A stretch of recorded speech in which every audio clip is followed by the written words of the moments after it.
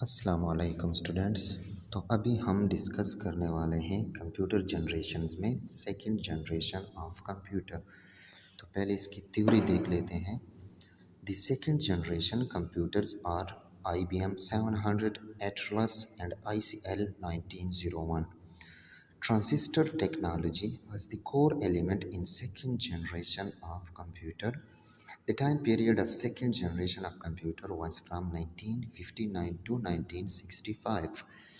Tape and magnetic tape was used for secondary storage. High-level procedural languages Fortran and COBOL were used. Required less power to operate. Smaller, reliable and faster than first generation of computer. Magnetic core was used for primary storage.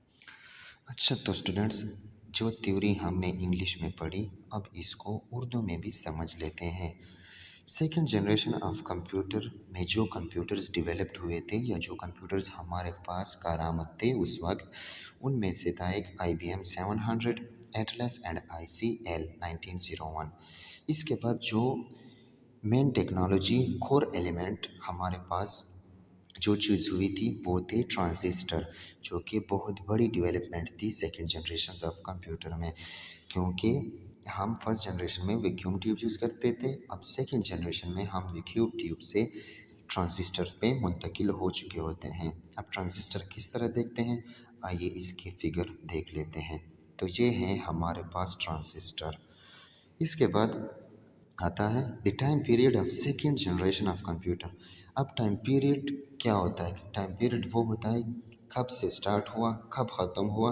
तो second generation of computer हमारे पास 1959 से start हुआ and 1965 तक इसका दौर रहा as per Google. इसके बाद आता है tape and magnetic tape was used for secondary storage.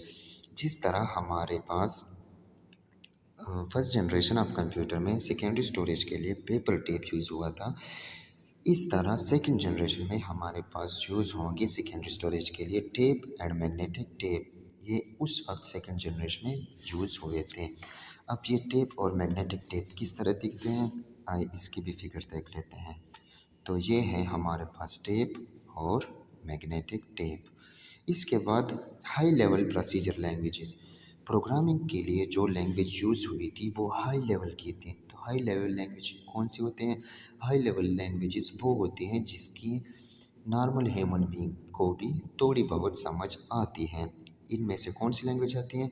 Fortran and COBOL were used. ये हैं कंप्यूटर लैंग्वेजेस, लेकिन इन लैंग्वेजेस की थोड़ी बहुत समझ हमें भी आती है, मतलब कि नॉर्मल लोगों को। Required less power to operate. अगर आपने पढ़ा हो तो फर्स्ट जनरेशन में हमें कंप्यूटर चलाने के लिए बहुत ज़्यादा पावर की ज़रूरत होती है। तो सेकंड जनरेशन में ये मसला भी थोड़ा सा हल हुआ और हमें कंप्यूटर को ऑपरेट करने के लिए चलाने के लिए कम पावर की ज़रूरत होती थी, मतलब कम पावर कम बिजली से भी हम अपना काम चला सकते थे।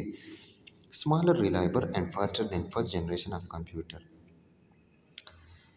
फर्स्ट जनरेशन कंप्यूटर था वो इतना रिलायबल नहीं था। रिलायबल मीन्स के वो इतना काबिल एतबार नहीं था, जबकि सेकंड जनरेशन ऑफ कंप्यूटर काबिल एतबार था, लेकिन थोड़ा सा काबिल एतबार था। हम इस पे पूरा भरोसा नहीं कर सकते थे। क्यों? क्योंकि ये हमारे पास कंप्यूटर की डेवलपमेंट हो रही थी।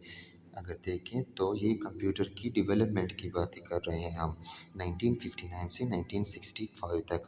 लेकिन सेकंड जनरेशन की प्लस पॉइंट ये है कि इसमें हमारे पास स्पीड ज़्यादा हो गई थी। जिस तरह हमने फर्स्ट जनरेशन में पढ़ा था कि उसमें इनपुट एंड आउटपुट ऑपरेशंस के लिए वो स्लो होता था, लेकिन second generation of computer first generation of के मुकाबले में फास्टर थे, मतलब कि इनपुट और आउटपुट ऑपरेशंस में फर्स्ट जनरेशन से ज़्यादा तेज़ थे।